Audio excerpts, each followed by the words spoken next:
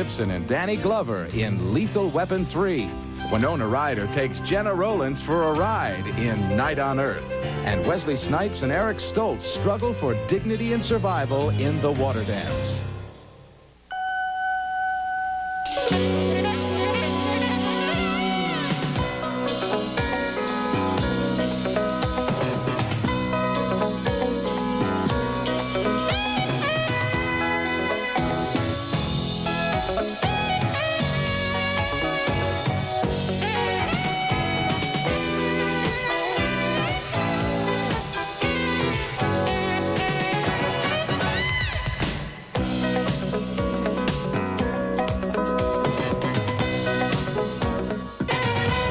Man, what's the matter with you? There's a bomb in that building. No, there's a bomb in that building. There is none. There is a bomb in that building. Oh. You know how come I know there's a bomb in the building? Because I got 8 days to retirement, and I will not make a stupid mistake.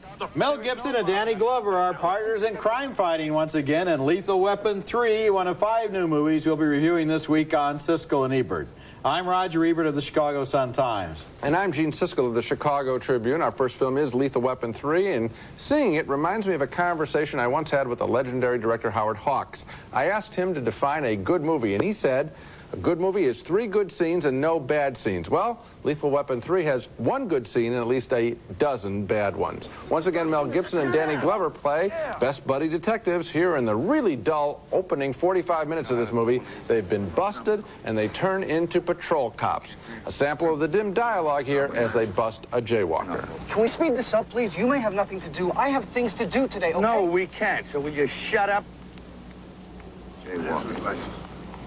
Yeah? License? Jaywalking? Yeah, jaywalking. I don't have it on me, okay? I wasn't driving, okay? I was walking. What do I need, a walking license now? Let's just shoot Is he crazy?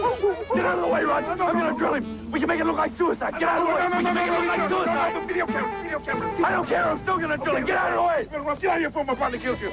Along for the ride is the albatross around their neck from Lethal Weapon 2, Joe Pesci as Leo Getz. When Pesci isn't funny, you know you're watching a bad movie. It's a big party. Somebody brought a monkey because the monkey knocked over the salad bar. And this guy comes and introduced me to another guy who wants a favor. I got it. I got it. What? I got it. And I remember. You got it. I remember. You remember. Hey, don't do it. Don't let the earring fool you. Okay. A new character is a kung fu fighting detective played by Renee Russo. She dispatches a gang of gun runners led by a crooked cop.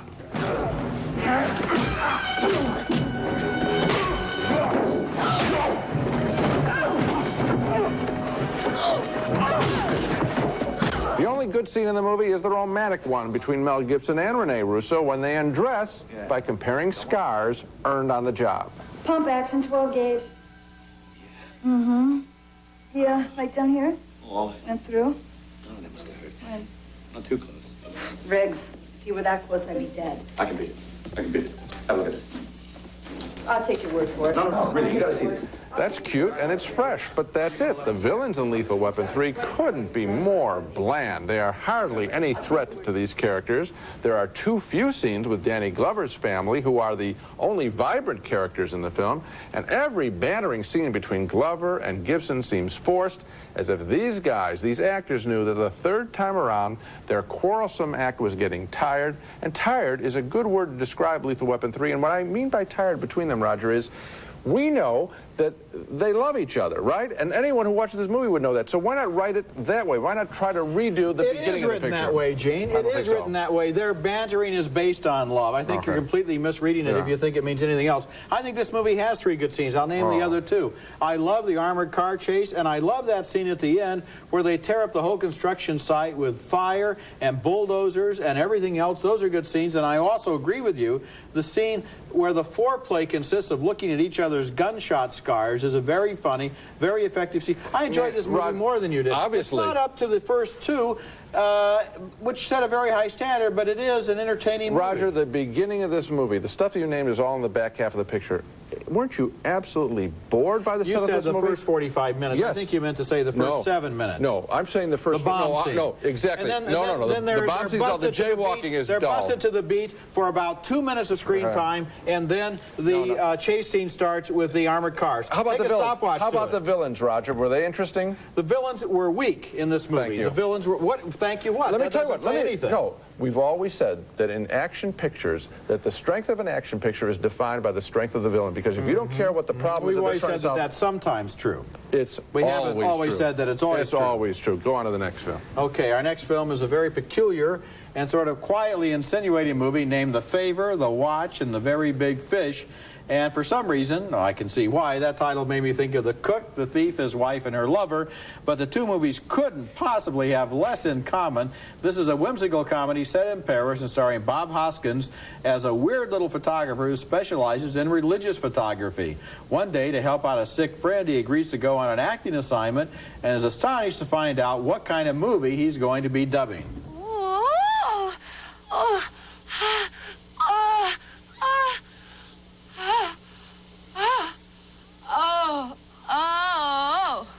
That's Natasha Richardson as the actress there, and before long, Hoskins is seeing her everywhere. Meanwhile, through a chain of coincidences which the movie has some fun with, Hoskins' search for Richardson leads to his discovery of a new model who is ideal to pose for the starring role of Jesus Christ. Those other actors who played Jesus in the films, they didn't look a thing like him. No? No, but when I look at you, I think now there's a man who could really save the world. And then, of course, is Jeff Goldblum, who begins to take his new role very much to heart and develops a fixation that he is the second coming of Christ. The Favor, The Watch, and The Very Big Fish is the kind of movie that a lot of people probably won't like, but that a few people will probably like very much. I'm sort of in the second camp. This is an oddball, offbeat film, which, although it is set in Paris, seems to have a peculiarly British aura to it, especially in the way its characters persist in believing that they are sane long after everybody else has given up on them. I liked it. And I didn't. I like the setup. I think the premise is very cute. Obviously, somebody has to take these religious pictures, and I think that's very funny. If you think, I mean, you will not be able to look, after you see this picture, at a religious picture and think of this concept, which is very cute. I think once they get beyond that idea, I don't think the picture delivers. I don't think that the Bob Hoskins, Natasha Richardson love affair, and here are two very good actors, I don't think that that is particularly good. They resort to the porno dubbing sequence, which ever since it was done, and When Harry Met Sally now, it just doesn't seem as funny when you hear somebody faking an orgasm. I don't think the picture delivered beyond that. Goldblum, I didn't think was really Well, I don't know what level you really want it to deliver on, because it doesn't deliver great big laughs. No. It's more like a Jacques Tati movie in the sense it that feels very tiny old. little things happen and people kind of quietly relate to them and react to them, and that's what the movie is doing. It's real quiet, and Jacques Tati had some big laughs. Coming up next, Wesley Snipes deals with life from a wheelchair in The Waterdance. What's the matter, Harley? You running out of gas? Done with a race. I told him that it's nothing but ignorance and fear. That's all it is. Ignorance and fear. You're right, tell him. Tell him. Ignorance and fear. Oh, it could just be a zinc deficiency. That's Eric Stoltz, best known as the disfigured boy in Mask, playing another complicated character, a bright man, a writer with a spinal cord injury in a wonderful new film called The Waterdance. And right about now, I can hear everybody saying to themselves, yeah, that's just what I want to see on a Saturday night, a movie about a guy with a spinal cord injury. But The Waterdance is most entertaining, bright, smart, and eye-opening. This is anything but a Disease of the Week movie. In the beginning of the film, Stoltz's bedridden character is befriended by a fellow patient played by Wesley Snipes, who fancies himself a ladies' man. I had one woman like that once. Oh, she was a beauty. White woman. Name was Annabelle Lee. Stripper. 3 weeks in a tiny little bed in a tiny little room. Oh, Ray, what are we gonna do, man? Huh? We gotta listen to your stories all day and night, man? Stoltz is soon visited by his woman friend, a strong, independent character, estranged from her husband, played by Helen Hunt. She's come to have sex with Stoltz. The attending nurse is played by Elizabeth Pena. You might remember her from Jacob's Ladder. We understand the patient's need for sex therapy, but on the ward, well, the other patients tend to feel left out. The relationship between Stoltz and Helen Hunt is fresh, and it's very raw at times. Another patient, played by William Forsythe, warns that hanging on to a woman from a hospital bed isn't easy. How long do you think it's going to take for that pretty little girl of yours leaves you for somebody who can tune her engine, my man? One of the more conventional aspects of the movie is when the guys in the ward sneak out together to visit a stripper. Turn left up ahead here. I thought the strip joint was on Duval. Look out, man!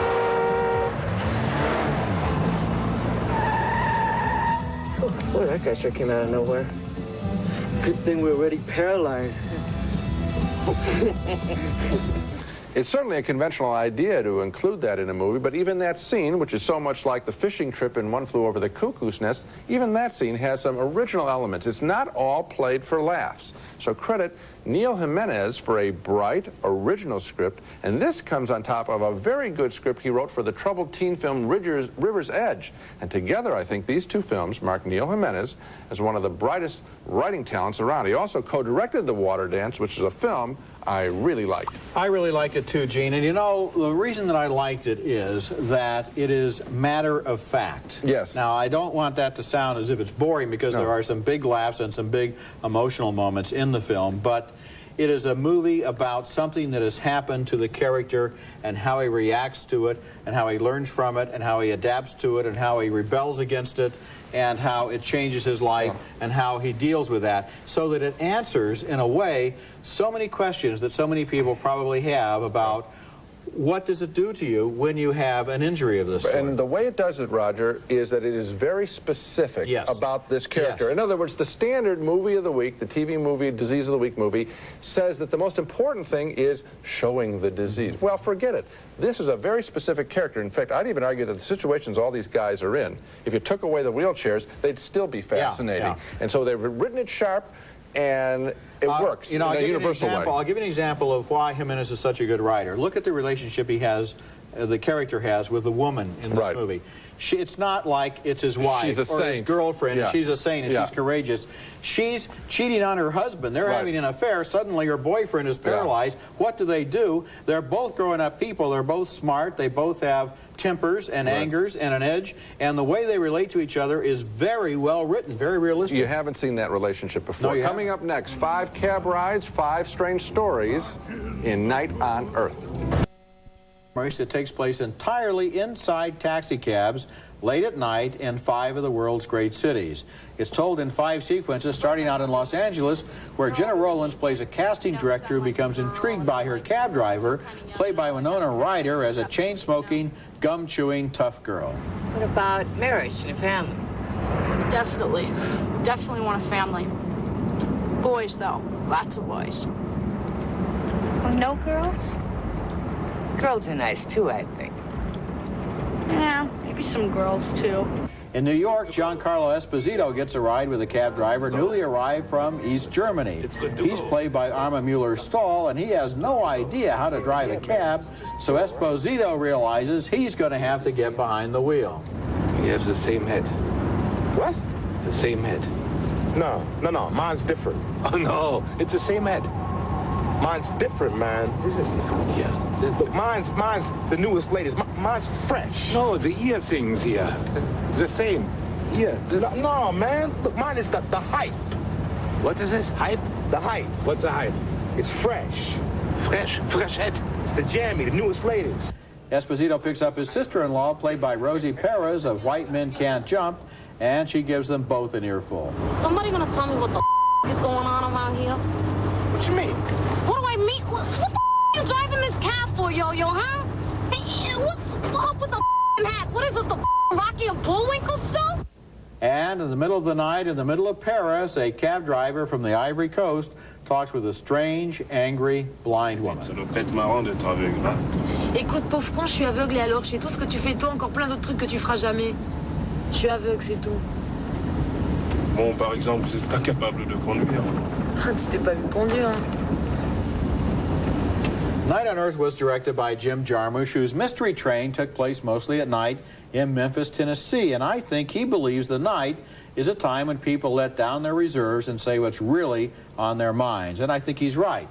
This is an uneven movie. The Rome sequence with its kinky cab driver and a dying priest didn't really seem to work, but the cumulative effect of these stories is of warring humans striking an uneasy peace and sharing their true feelings in the middle of the night. Well, Roger, I like this guy's work, and I like the situations, and I like everything you said about the night. I don't think that the sequences as a group deliver, and I was a little bit surprised. Frankly, I think that potentially the most interesting one was the very first one, between Jenna Rollins and Winona Ryder, two wonderful actresses, and I could have seen that cab ride play out, and I was disappointed. I felt that the ones that did work a little bit, when they got going, they were cut off very short. I think that one and maybe the last one in Helsinki had some potential for being big stories. The rest of the stuff, Rosie Perez, for example, seeing Rosie Perez do her thing again, which we saw in Do the Right Thing and White Men Can Jump, and she is a wonderful actress. But I'm telling you, the third time... so quick. We're so yes, quick. We're quick. You know, like 2 years ago, we never heard of Rosie Perez. A week ago, we were thrilled, and now we're tired she's doing her thing again. Come on, Gene, give her a break. No, I'm going to give her a break because in the other films, she had more scenes, so she just didn't come on and spout her foul mouth Well, but thing. that's because it's the structure of this Exactly. film. What I do agree with you, though, is that a couple of these would have been good starts for feature-length films, and I think that one would have been, too, the one that takes place in New York. I think they should have invited the East German in, and then we could see how he related to their family life. Would have been more interesting. Coming up next, an overworked stockbroker finds love at the Metropolitan Museum and all the Vermeers in New York. You love it up here, don't you? Just released on video. 101 Dalmatians. A sound alert! It's classic Disney fun and adventure. Oh, marvelous. That your kids will love. My favorite character was Darling. Cruella de Vil. I want the job done tonight. If she doesn't get you... That's the funniest part. Give your kids the fun of 101 Dalmatians on video cassette. On sale now. She was summer. A breeze off the ocean. A day at the beach. A ray of pure sunshine. But I had to dump her. She didn't have HBO, because this summer HBO has a lineup so hot, so outrageous, so over the edge, it transcends mere human companionship. Sounds crazy? Get HBO this summer and see for yourself. Our next film is an attempt to achieve something poetic and elliptical on film. It's called All the Vermeers in New York, referring to the great 17th century Dutch artist known for his poetic and elliptical portraits, of which less than 3 dozen survive. Set in the world of these paintings is the story of a New York stockbroker and a mysterious young woman. Stephen Lack plays the broker. What do you mean you have a headache? I just saved your ass. You could have been hanging out with your schwanz in the wind if it wasn't for me. Hey, don't tell me it didn't die. So it looks like it's alive. I'm telling you it's dead. There's no floor to it. If it bounced off the walls on the way down. Visiting New York's Metropolitan Museum, the broker happens upon a young woman who fascinates him as much as the Vermeer paintings they're both looking at. It's amazing, isn't it? As their relationship develops, the stockbroker confesses his dissatisfaction with his job. I'm just sitting there in the office watching numbers change, and I'm supposed to make money on knowing where the numbers are going to go next time. It's enough. I have had it. And if it wasn't for those girls, those paintings being as eternal as they suggest themselves to be, I would have been gone.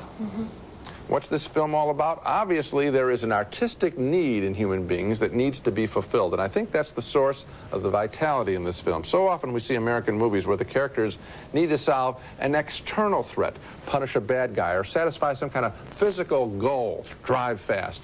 Well, here, independent filmmaker John Jost gives us a character who needs some mystery and some ephemeral beauty in his life, and that's a different kind of a chase story, one that I enjoyed watching in All the Vermeers in New York. Yeah, especially since he projects almost all the qualities on this woman that he wants to find there, and she doesn't necessarily have anything that he thinks she has, including, incidentally, a resemblance to any of the Vermeer paintings, even though he tells her she looks just like one of his paintings. But the drive inside him is very real. And you know what I'm talking about, a different kind of chase story. He wants to find somewhere in this barren life that he leads, some kind of beauty or some kind of idealized perfection, and he decides this girl, this woman, this is it, and turns out she's not. It's a fresh film. Coming up next, our video pick of the week, another good film featuring Eric Stoltz from the Waterdance.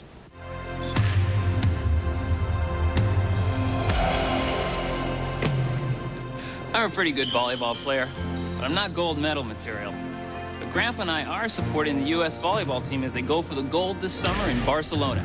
And you can too. For every Orville Redenbacher's purchase you make, we'll make a donation to this year's team. It takes a lot of dedication to be the best. I learned that from my grandpa. As he always says, do one thing and do it better than anyone. She was summer. A breeze off the ocean. A day at the beach. A ray of pure sunshine. But I had to dump her.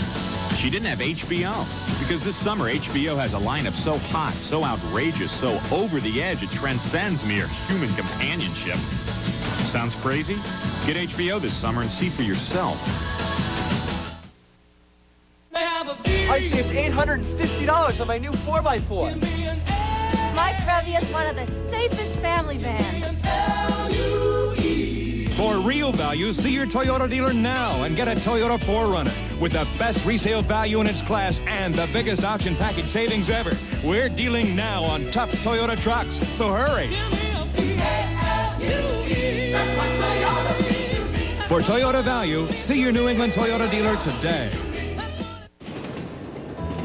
Really? Mm-hmm. How did you end up interworking your MS-DOS users with your other PCs? NET. They designed a CO-based solution that even integrated voice. I bet you had to make wholesale changes in your terminal gear. None. And they monitor the network for us. They're even helping us plan for ISDN. NET handles ISDN? Yeah.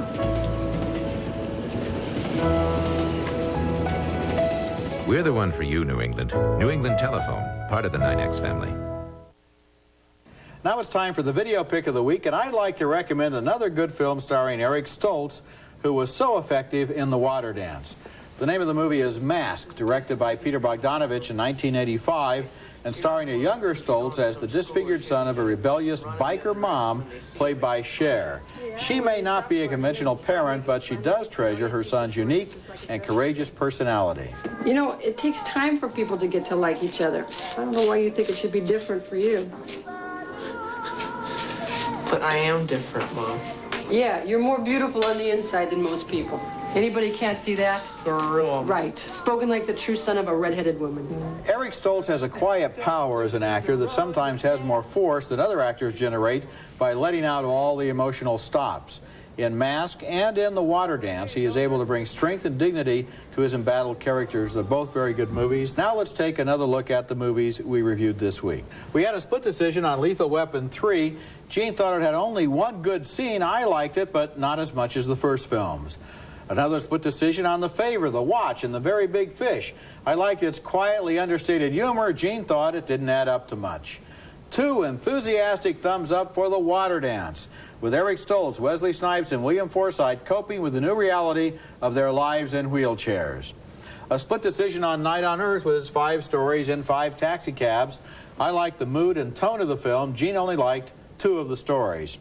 Finally, 2 thumbs up for John Jost's All the Vermeers in New York, about a man hoping to find truth and beauty in an imperfect world. So the one we're both in agreement on is The Waterdance, and this movie is really an extraordinary job. It's very well done.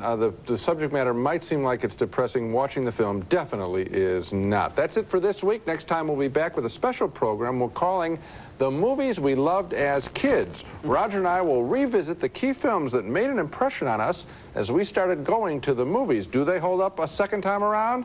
That's next week. And until then, the balcony is closed.